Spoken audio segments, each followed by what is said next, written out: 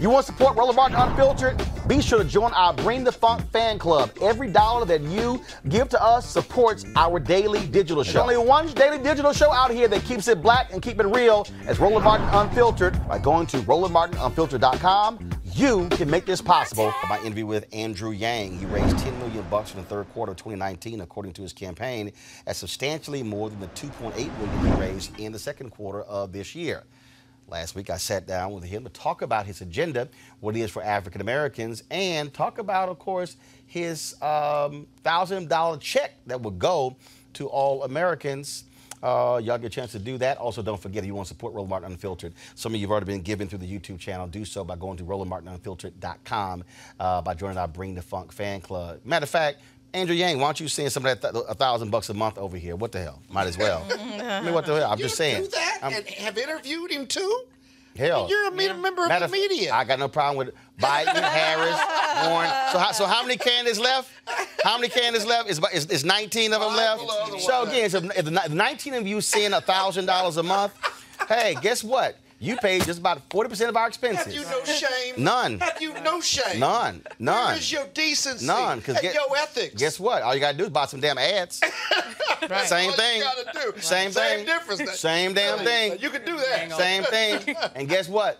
I'll take them. He got 1 million people following him. I'll take them. I got 2.5 million. Oh, I'll take them. Oh, okay. See, Kappas can't count. All right, y'all. No, I'm just not as arrogant. No, you just can't count. I can count. Yeah, you can count. I went to Morehouse. I can count. Count the times you dropped them canes. All right, y'all. Here's my conversation with Andrew Yang. So let's get right into this. The crux of your campaign is about this guaranteed income, if you will.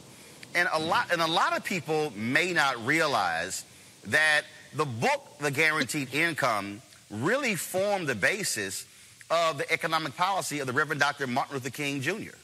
Yeah, I would be the first to give credit to Dr. King and people who've come well before me. Sometimes people falsely believe that this was my idea. It's not my idea at all. It's something that Dr. King championed and advocated in his 1967 book, Chaos or Community, and it is what he was fighting for when he was assassinated in 1968. To me, it's unfortunate that we celebrate his birthday every year without really talking about what he was fighting for. You know, it's almost, in my mind, it's like his memory has been sanitized and made uncontroversial in a way that, in my mind, was not what he would have wanted. Well, and what people also, again, those of us who actually followed Dr. King may not realize is that, this notion of a guaranteed income was a particular book that he read. And I was talking to Al Sampson, Reverend Al Sampson out of Chicago, who was one of only 2 ministers who was actually ordained by Dr. King. And what he laid out, and I actually got a couple of copies of that book, is called The Guaranteed Income, Next Step in Economic Evolution by Robert Theobald. Dr. King read that book, and then that's what he really began to lay out. And so how would this work in 2019? So explain why this makes sense as opposed to what we currently have is, you know what, people say that this would be a handout. This would be welfare. This is just be giving folks free money. Well, if you look at our country, there's actually a dividend in effect right now in Alaska, where everyone in Alaska is currently getting between $1,000 and $2,000 a year in oil money. And what I would argue to the American people is that at this point, technology and data are to the 21st century what oil was to the 20th century, where these are common assets that are generating huge amounts of value. And the American people, certainly we should own our own data, but also we should be participating in the incredible benefits of the 21st century economy. Instead, you have a $1 trillion tech company like Amazon closing 30% of America's stores and malls and paying 0 in taxes. You have Google and Facebook and Uber who are paying very little or no taxes. Netflix pays 0 taxes. So we're in a bind because the biggest winners of the 21st century economy are paying nothing back into our system, while our economy is being transformed forever by these self-same companies. So to me, this is a necessary move in order to allow us all to prosper and participate in the modern economy. And when I was researching this proposal, I realized that Dr. King was prescient, where a lot of the issues he was talking about in the 1960s actually revolve around how technology was automating. At that point, it was manufacturing jobs, but now it's become even more powerful and pervasive. Well, one of the things that also I find to be real interesting as we sort of talk about this is there are people who say, Andrew Yang is supporting handouts, yet you have farmers who have received $28 billion from the federal government because of Donald Trump's terrorist spat, and that's not loans. That's $28 billion in grants when the bailout was $12 billion, and that was actually loans. The federal government actually made money from that. So it's amazing to me how America has no problem with that handout or the subsidies that go to farmers, but then say, the rest of you're just trying to get welfare. You're looking for a handout. Well, Roland, what about the $4 trillion we printed to bail out Wall Street? I mean, that's trillion. So when the banks needed the money, we were there.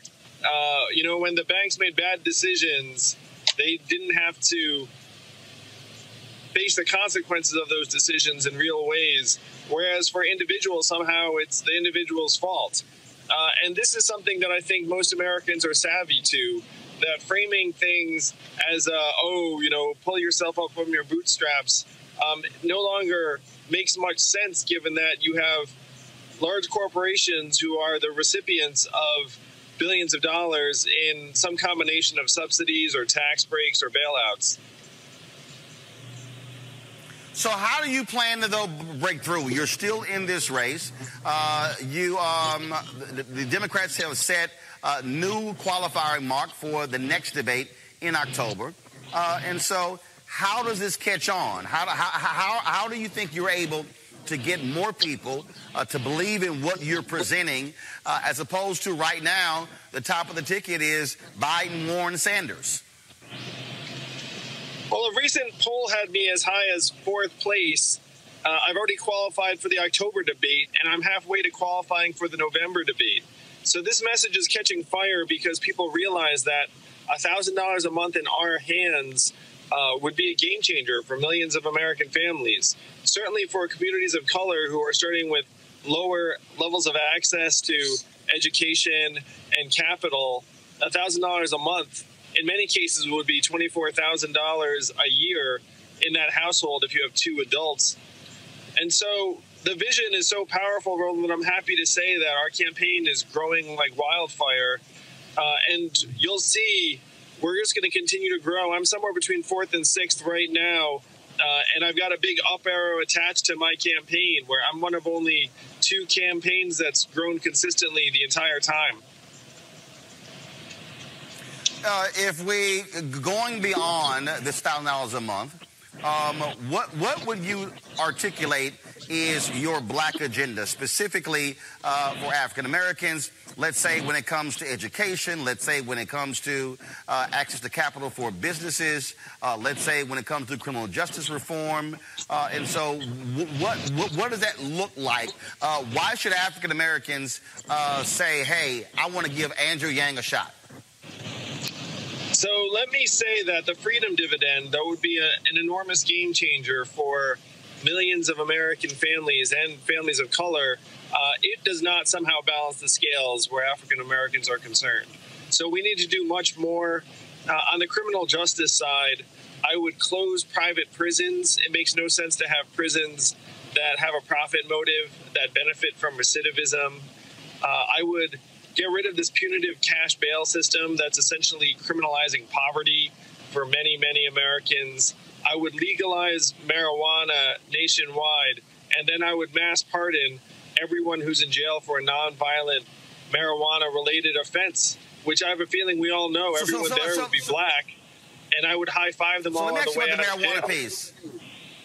But before we go forward on the other issues, on the marijuana piece, There are some African Americans who believe, and I've heard this from different states, who believe that there should be set-asides for people or African Americans and others who were most impacted by those marijuana laws. Of course, when some of these states have passed these laws, now you're talking about a $340 billion global industry.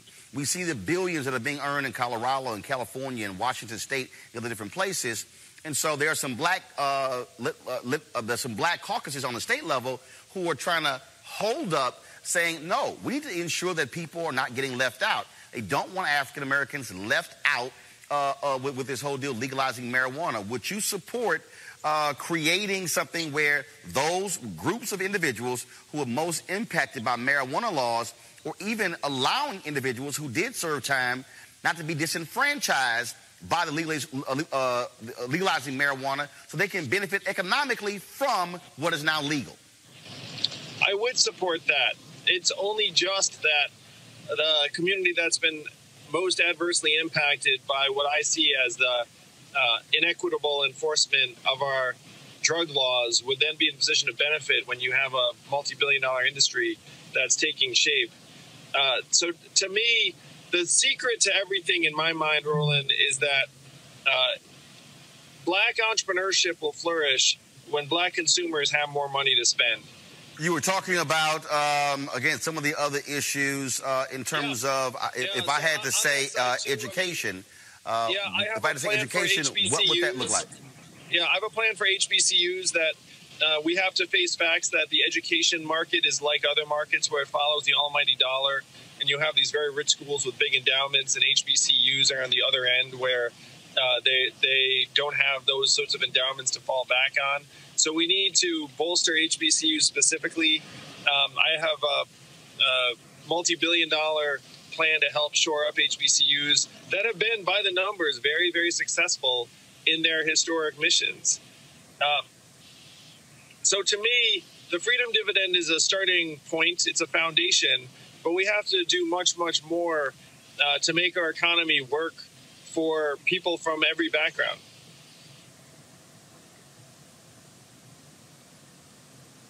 I lost some audio right there, and so, but I got you back there. So we talked about criminal justice reform. We talked about education.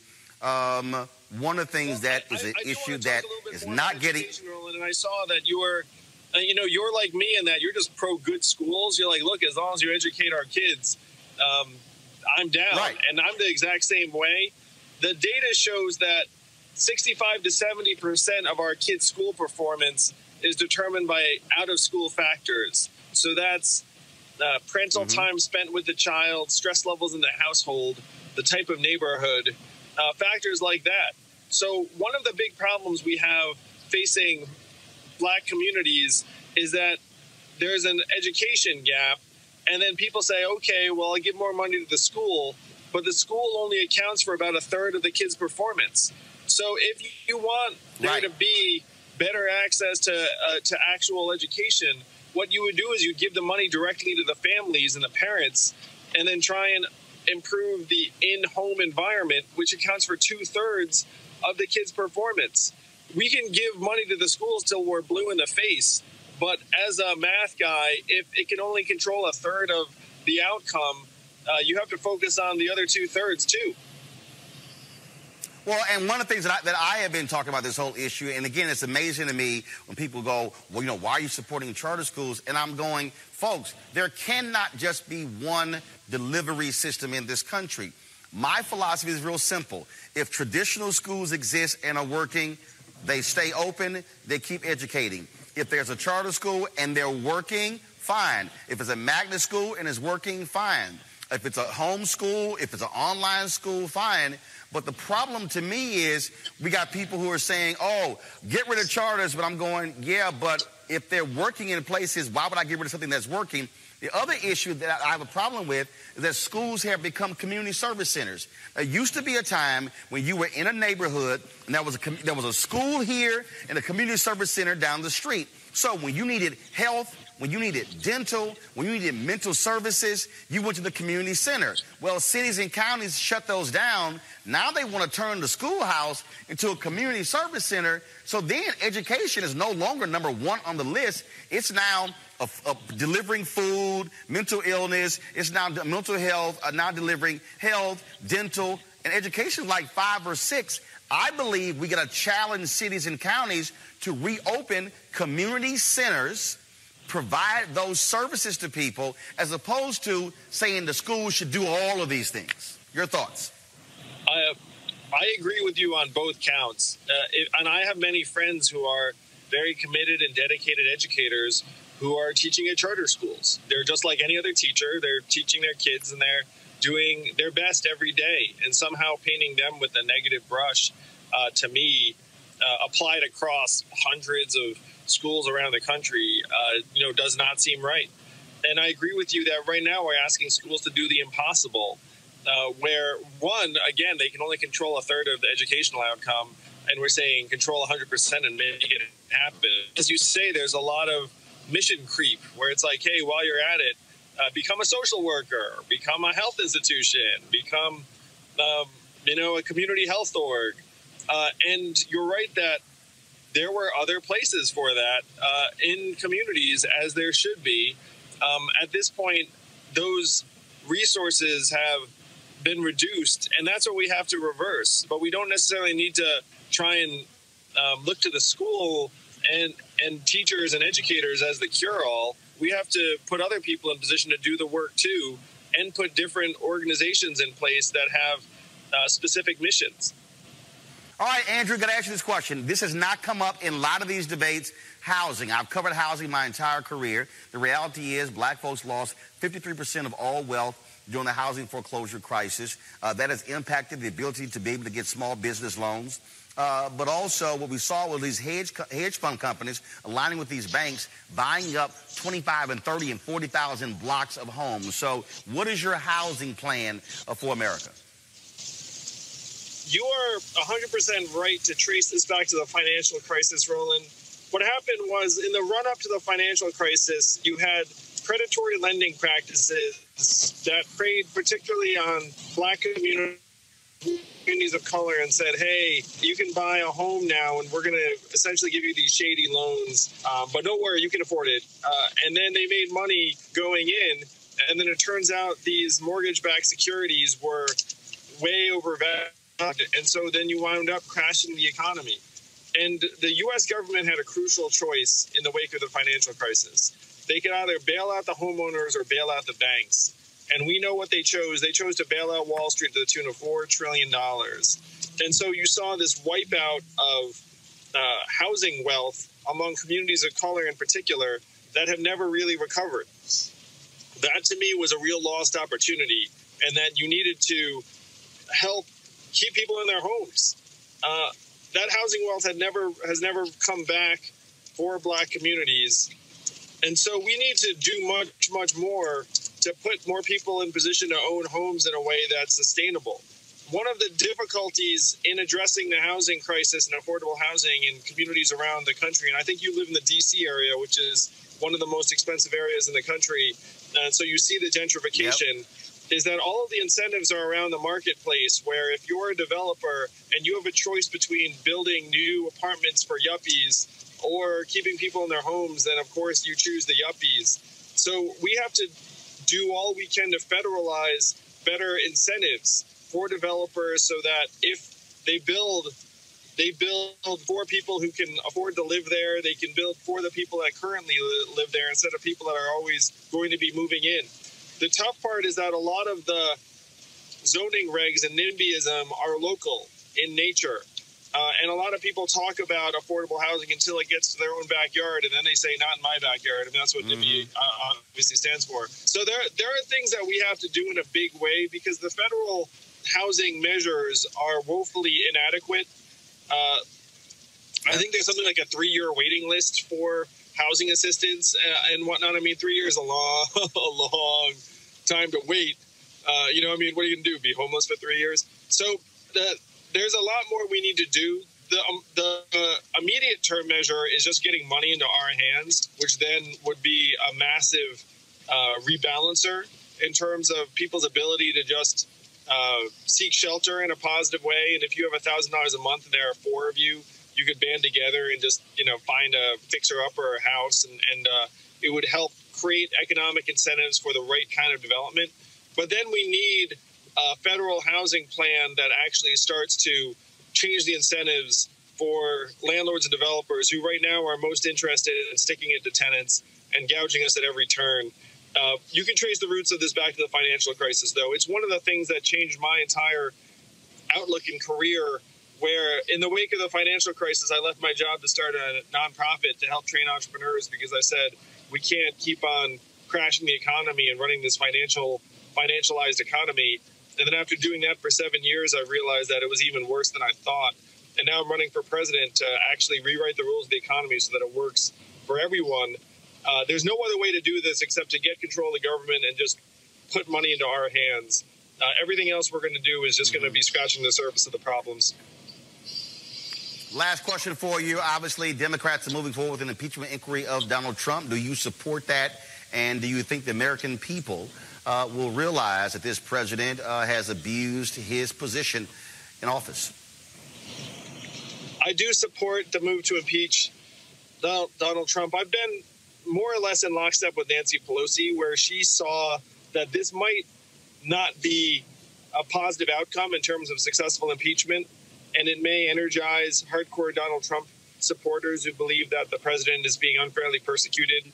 The other thing, Roland, that troubles me is that every moment we spend talking about Donald Trump is a victory for Donald Trump. And that includes, if we're talking about impeaching Donald Trump, it's still Donald Trump controlling the narrative, controlling the conversation. We need a new story. We need a new narrative about what we can do for ourselves, a positive vision for the country that gets people excited. That's the antidote. That's the way to defeat Donald Trump. Impeachment, in my mind, is not the antidote that we're looking for. But I do support Nancy Pelosi's move to impeach him, because at this point, you have the president colluding with foreign leaders for political gain and withholding aid and then suppressing the investigation. So at some point, if you are Congress, you have to act. I think this was the right move, but I don't want anyone to have any illusions about the fact that this is necessarily good for the Democratic Party, good for America, or that we're going to successfully remove Donald Trump from office. Well, I make the point all the time that going down an impeachment road is never something that people want to, but at some point, if an individual chooses to be so brazen and ignore the Constitution and flout its laws, that person has to be held accountable. And so we'll see what happens. Andrew Yang, surely appreciate it. Thank you so very much as you're traveling there in New Hampshire. Thank you, Roland. Hopefully I'll see you in person soon. Appreciate your understanding of my travel schedule, making this like the best opportunity. So thank you. Well, it's all good. Well, the whole thing is this year. I'm in Lima, Ohio right now, about to give a speech in a minute at a Chamber of Commerce community event. And so I truly understand being on the road, which is also why I love having my own digital platform, because we get to be very flexible with how we do this show. It's very 21st century, Roland. Absolutely. I appreciate it. Thanks a lot. Thank you. See you soon. All right, folks, back to our Roland Martin Unfiltered video in just one moment. All right, folks, you heard me talk a lot about marijuanastock.org. Why? Because we want to keep you informed of investment opportunities that make sense. We've all watched the growth of the cannabis industry. It is now a $340 billion a year market, and it is still growing. It's also being legalized state by state in this country, and things have changing dramatically. Now, of course, marijuana has a good cousin called hemp with a much higher concentration of CBD, which means hemp gives you all the medical benefits of marijuana without getting you high. Until recently, hemp farming was illegal in the United States, practically illegal in the U.S., but the 2018 Farm Bill changed all of that. Those who want to grow need land. This is real simple. It's incredible investment opportunities for companies like 420 Real Estate. Their business model is simple. They buy land that supports hemp CBD grow operations and lease it to licensed, high-paying tenants. That's right, they are hemp CBD landlords. Now, of course, at 420 Real Estate, they've done something special for Roland Martin Unfiltered family. The original investment was $500, but you can invest as little as $200 in this crowdfunding campaign. You can invest from $200 up to $10,000. All you got to do is go to marijuanastock.org. For more information, go to marijuanastock.org to to get in the game and get in the game now. Now back to your Roland Martin Unfiltered video.